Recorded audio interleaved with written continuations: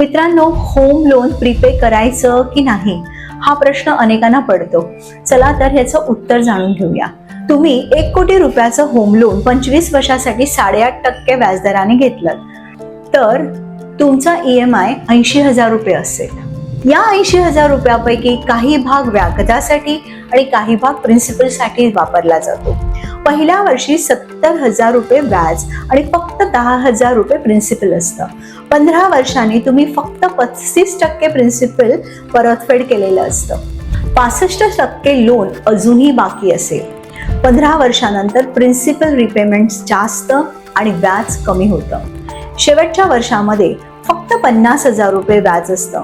म्हणूनच मित्रांनो, पहिल्या 15 वर्षामध्ये लोन प्रीपेमेंट करा आणि शेवटच्या 10 वर्षामध्ये प्रीपेमेंट करू नका, ते पैसे गुंतवा.